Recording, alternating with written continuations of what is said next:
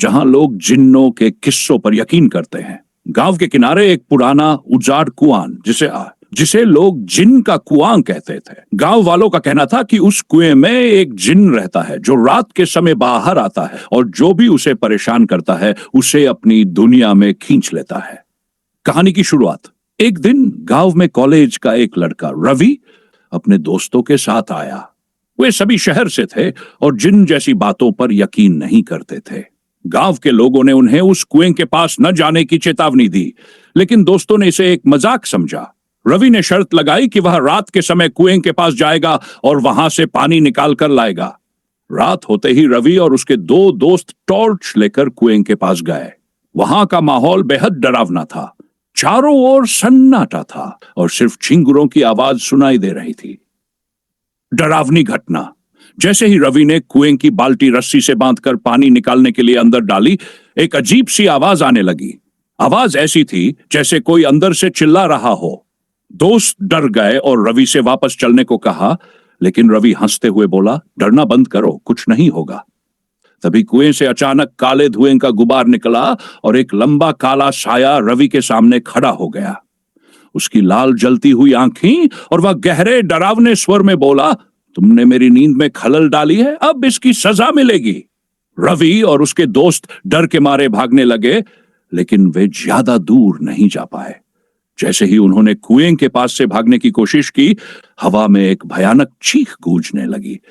अगले दिन गांव वालों ने कुएं के पास रवि की चप्पल और उसके दोस्तों के फटे कपड़े पाए, लेकिन वे कोई मिल आज भी। डर कहते हैं कि आज भी जो उस कुएं के पास जाता है उसे अजीब आवाजें सुनाई देती है और कभी-कभी वहां से लोगों के गायब होने की खबरें आती है। गांव के लोग मानते हैं कि वह जिन आज भी उस कुएं में है और अपनी शांति भंग करने वालों को सजा देता है।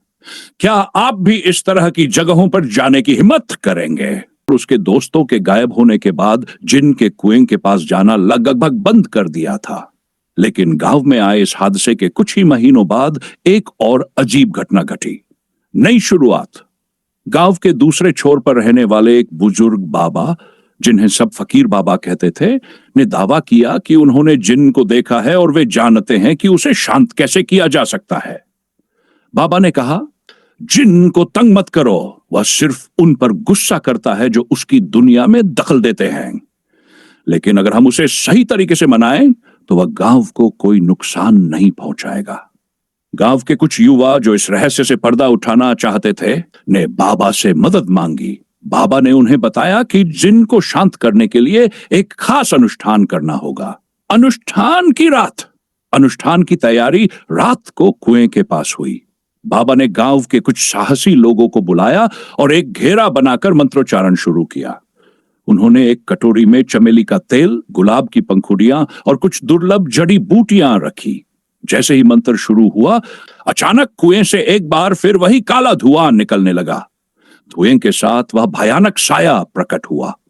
उसकी आवाज गूंजने लगी, तुम लोग मुझे बार बार क्यों परेशान करते हो? इस बार तुम्हारी हिम्मत की सजा भुगतनी पड़ेगी। लेकिन फकीर बाबा डरे नहीं। उन्होंने जिन से कहा, हम तुम्हें परेशान नहीं करना चाहते, लेकिन तुमने निर्दोष लोगों को नुकसान पहुंचाया है। उन्हें वापस आने दो और हम तुम्हें तुम्हारी शांति का वचन देते हैं। जिन की सच्चाई। जिन ठहाका मारकर हंसने लगा। उसने कहा, मुझे मेरी दुनिया में तुम्हें अकेले छोड़ दो। रवि और उसके दोस्त मेरे खिलाफ थे, लेकिन मैं उन्हें नुकसान नहीं पहुंचाना चाहता था। उनकी जिद ने मुझे क्रोधित किया। अगर वादा करते हो कि कोई और मुझे परेशान नहीं करेगा तो मैं उन्हें तुम्हें लौटा दूंगा।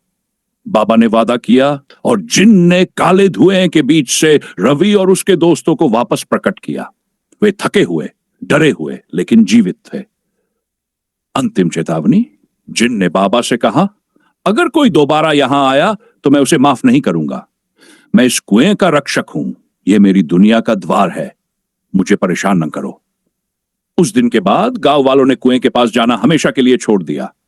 बाबा ने गांव वालों को बताया कि हर जगह हर चीज का अपना रक्षक होता है। जिन भी एक रक्षक है, लेकिन अगर उसका सम्मान न किया जाए तो वह बेहद खतरनाक हो सकता है। अब भी डर बना हुआ है। आज भी जिन के कुएं की कहानियां गांव में बच्चों को सुनाई जाती हैं। जो लोग वहां जाते हैं उन्हें रात में काले धुएं और अजीब आवाजें सुनाई देती हैं। क्या आप कभी ऐसे कुएं के पास जाने का साहस करेंगे? जिन की चेतावनी के बाद कोई भी जिन के कुएं के पास नहीं गया, लेकिन हर रहस्य के पीछे कुछ न कुछ सच्चाई छिपी होती है। रवि और उसके दोस्तों के लौटने के बाद भी वे सामान्य नहीं हो पाए थे। अक्सर रात को वे डर के मारे जाग जाते और चिल्लाते, वह आ रहा है, उसकी लाल आंखें, वह हमें छोड़ने वाला नहीं है। गांव वालों ने इसे जिन के प्रकोप का असर समझा और बाबा से मदद मांगी, लेकिन बाबा ने कहा कि जिन से छेड़छाड़ करने वालों को अपना बोझ खुद उठाना पड़ता है। रवि की बेचैनी, रवि इस घटना के बाद बहुत बदल गया था। वह कम बोलने लगा और अक्सर कुएं की ओर देखता रहता। एक रात उसने अपने दोस्तों को इकट्ठा किया और कहा, मुझे यकीन है कि वह जिन कुछ छिपा रहा है। हमें दोबारा वहां जाना चाहिए और सच्चाई का पता लगाना चाहिए। दोस्त डर गए और रवि को मना करने लगे, लेकिन रवि ने उनकी बात नहीं मानी। अकेले ही उसने कुएं का रुख किया। इस बार रवि अपने साथ एक रस्सी, टॉर्च और एक छोटा खंजर लेकर गया। जैसे ही वह कुएं के पास पहुंचा, उसे हवा में वही अजीब सरसराहट सुनाई दी, लेकिन उसने हिम्मत नहीं हारी। वह रस्सी के सहारे कुएं के अंदर उतरने लगा। कुएं के अंदर का नजारा किसी और ही दुनिया जैसा था। दीवारों पर अजीबोगरीब चिन्ह बने हुए थे और नीचे एक रहस्यमय दरवाजा दिखाई दिया। दरवाजे के पास एक पुरानी जंग लगी चेन पड़ी थी।